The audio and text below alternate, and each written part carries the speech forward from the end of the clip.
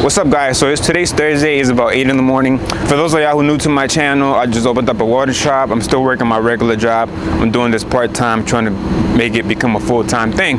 But the reason why I'm not at work today is because picture how your boy had a safety violation at work. I'm currently working at a plant, and when you work for a plant, they have a lot of crazy rules. So I clocked in.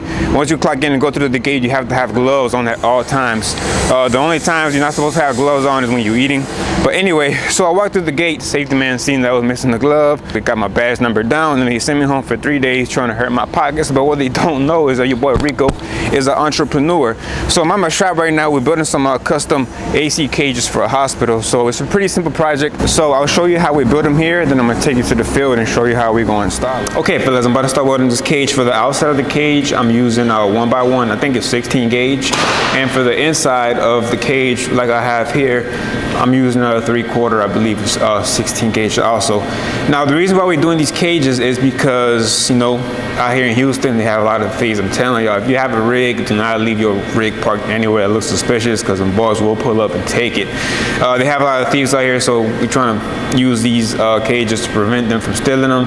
But let's be honest, if a thief wants something, they're gonna take it. For today's machine, I'm using a Lincoln 125 weld pack. It's my first time using this machine. I think it's priced at $500. If you are interested in it, I will have the link in the description box below. I'm using gasless wire. I'm not a big fan of gasless wire. I prefer to use 75-25, but for something so small, the gasless one will do. If you're planning on doing side jobs or projects, MIG is the way to go. It's faster than stick and TIG, and it's perfect for jobs like these. The machine right here that I have is actually plugged into my 110 outlet, so you can easily plug it up at home in your garage if you want to work on some projects like that.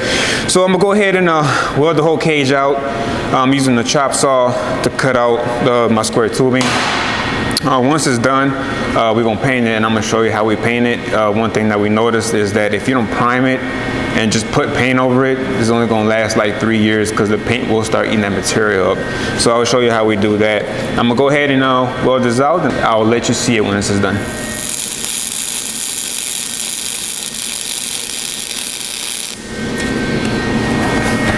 Looks like 60-10. That's why I'm not a big fan of it, but once you knock it off, get you a chipping hammer, knock it off, get you a wire brush.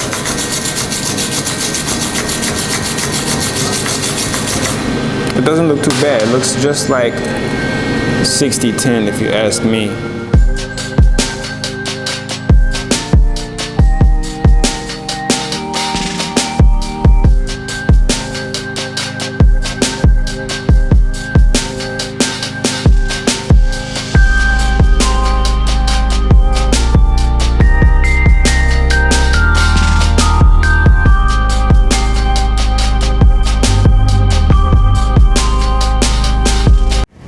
What's up, guys? So right now it's after lunch, and I came highlight my boy Pepe's. Right now he's working in these apartments behind me. This fence right here is all messed up. It has a whole bunch of rusted parts, so we taking all the rusted material out, put a new material on there, trying to make it look nice, then we painted over it. He actually got into it with his helper this morning. I think he fired him because there was about the fist fight of some dumb shit that happened, but we'll let him explain more. But this is the type of work we're trying to take on. Anything that's residential, commercial, whatever it is, fences, we can take care of that for you. So if y'all need some, don't forget TheWeldLab@gmail.com. Hit me up, we can get together. But he's MIG welding this. Right now we got the helper behind me cutting out the old metal out. But let's go talk to Pepe so to see what he has to say about what happened. Another hot cuz? Okay. Hey, what's going on, guys? Your boy Pepe from Archo. Got pissed out today. Got in a fight with the fucking helper. He didn't want to work at all. But anyways, there's a lot of them like that. Then at the end of the day, he said, I'll see you around. I was like, well, why would you see me around? Why wait until you see me around when, you know, just get off the truck, I'm right here. Nah, not right here, bro, not right here. I was like, well, let's go around the corner. He didn't want to go, he didn't want to follow me, so I guess you know what he is. Anyways, yeah, right now we're doing this fence. It's about, I believe it's about 650 or 700 foot. The fence is already there. We're just making repairs on it, especially on the corners. You know, the water and all the sun and all that shit. It's getting rotted, and then we gotta change those pieces. Sometimes we gotta change the whole thing. It's a big project. I'm not saying big project. It's just because it's a lot of work. It's good money too. I don't like to do this shit, to be honest, but the money's good. Right now I'm using a Klutch MP140 SI.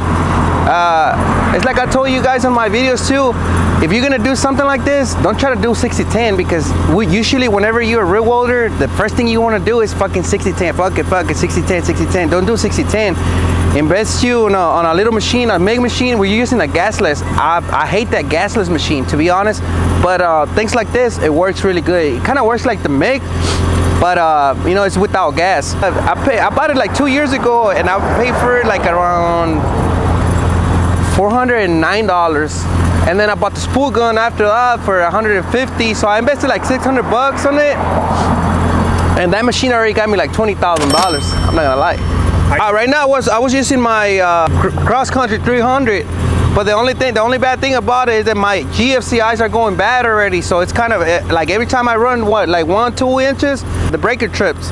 So I bought this generator right here, so we can get this shit going, because I don't want to be back and forth. All right, Pepe's from Marshall, guys. See you in the next one.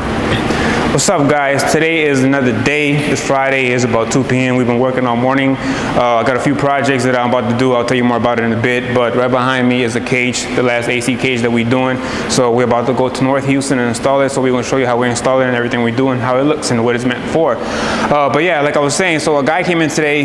He has these thin metal tables. I'm not too sure what this is for, but I need to weld the corners of them. It's a real simple project. I have 6 of them I have to do, but it also requires a special technique. You have to be careful whenever you weld something so small, because you can easily burst through and mess up the material. So I'll show you the technique that I use. I'm gonna be using TIG. You can't use stick on this because you will bust through. Another project that I have going on is that I'm about to, they got this guy who owns a furniture place. So he has an 8x8 door, so they're about to demo that and make it 10x10. So what I need to make a metal frame that is gonna go around the door to prevent the bricks from falling. It's kind of like a safety reason, so he's able to pass inspection. But I'm really excited, guys. Things like this make me feel like we'll become successful. Even though I got sent home from my job, it was a positive thing because I was able to make some extra money. So I'm really excited. So I'm about to wrap everything up, pick up my tools. So we're about to head to North Houston. I'll see you over there so we can show you how we install those AC units.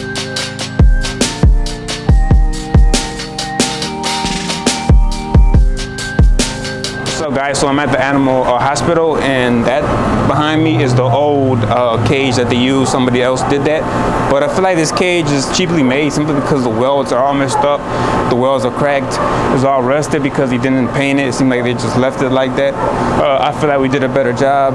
There's a few things, I'm not gonna lie to you, that I'm still learning on and doing. Like I feel like my cuts and the way we designed it could have been better, but we live and learn. We're still gonna get the job done and prevent a thief from stealing them. So I'm about to go around the corner and show you what ours looks like. And these are the AC units that we're working on right behind me.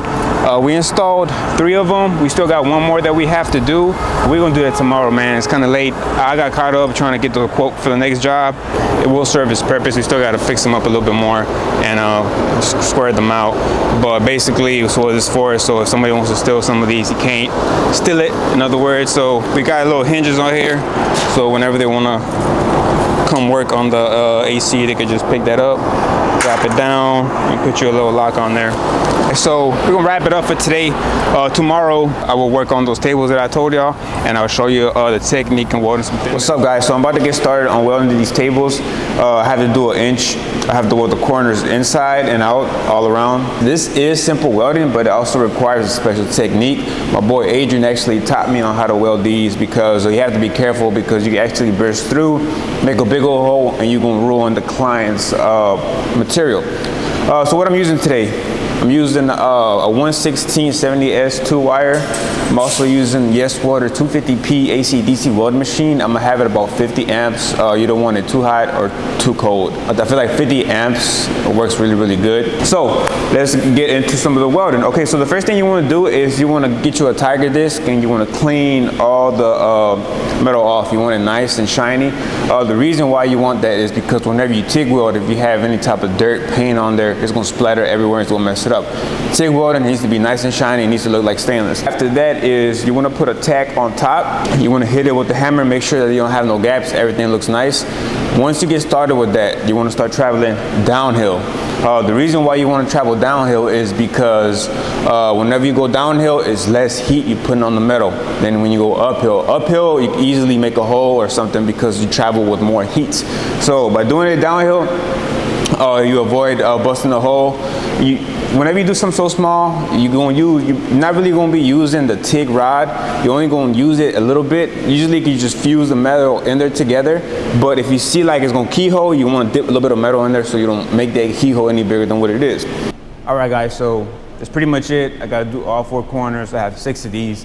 What's crazy is that, you know, I work in refineries, and sometimes I'm working on heavy weld pipe, welding all day, and this little inches of weld actually pays me more than actually working for the refinery. So I'm really excited that I got this shop. I'm gonna have way more content. I'm still trying to get established. I'm happy that I'm getting work without even marketing. You know what I'm saying? Lately I've been getting work just by word of mouth. But I will have more content out. I have some dope projects I got coming up. Y'all just bear with me. You know, I'm still trying to get established. It's hard to work my regular job, come in here, shoot videos, do YouTube, and plus I have other things going on. But I will let y'all know that the key to TIG welding, you got to have a clean tungsten. Yes Welder got their own tungsten sharpener. This will save you a lot of time. I have 10% off if you use the discount code TheWeldLab. It's gonna be in the description box below. One more thing, a lot of guys been asking me about these tungsten holders. I make them myself.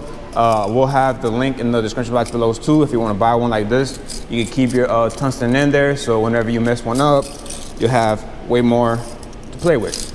All right, guys, so this Saturday is early in the morning. It's a new day. So this is the next project that I'm trying to put a quote on.